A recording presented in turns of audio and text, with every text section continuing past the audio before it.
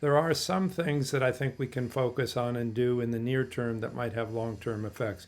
I'm going to suggest just two from a long list that I have today. And those are the creation of local children's cabinets and the adoption of a system of personalized navigation and success planning. Let me first talk about children's cabinets. Schools can't do it alone, nor can they meet the out of school needs of children by themselves. Schools, after all, absorb only 20% of a child's waking hours. An entire community needs to collaborate to create and advocate for a cradle to career pipeline for all of our students, a lifelong learning system. It needs to strengthen those formal institutions, deeper learning, build support and opportunity for students both inside and outside of school, and it needs to be personalized, about which more later, but especially connected more directly to families.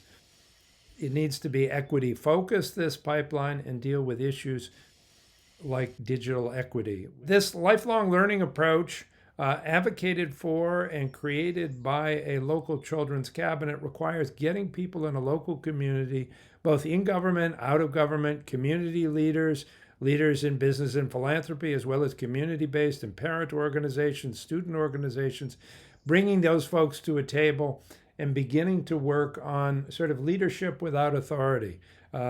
Preferably the mayor's leading such an effort, usually with an executive order to strengthen it or an act of the city council, and to make this cabinet focus on creating this cradle to career pipeline. So that's one step.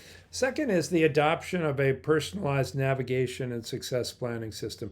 One of the premier flaws of the existing system of education is it's a batch processing factory model, mass production, one size fits all, and that just hasn't worked. It didn't take this crisis to show us that. We know that in spite of our 30 years now of education reform efforts, we have not significantly closed achievement and opportunity gaps. The only way I believe we're going to do that is if we personalize our approach to students. That is, we meet them where they are and give them what they need both inside and outside of school. It's not enough to attend only to those issues that happen in school. It's the conditions of students' lives outside of school that enable them to come to school and be ready to learn when they get there. So we see personalization widespread and customized approaches to doing business and medicine these days.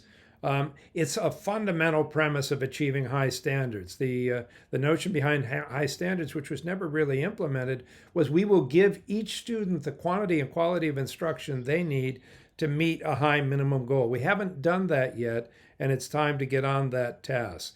At the same time, this kind of notion of personalization requires that we have a navigator for each student. Somebody who knows the student and works with that student to develop a success plan that takes into account the challenges, assets, and needs that each student has. It attacks the anonymity that's so prevalent in many of our middle and secondary schools in the United States. And it builds relationships in an era where one of our biggest challenges, I think, in schools this fall will be restoring fractured relationships between students and their teachers. The navigator becomes the advocate, the curator, the connector, and the architect with the child and with the family of a success plan, which tracks from the earliest years all the way forward till a child has a job. I think it will increase teacher satisfaction because it means greater connections to their students, and it provides a focus on success both in school and out of school. So those would be my two suggestions in the end. The creation of local children's cabinets, bringing everybody to the table to build a cradle to career pipeline, and the adoption of systems of personalized navigation and success planning.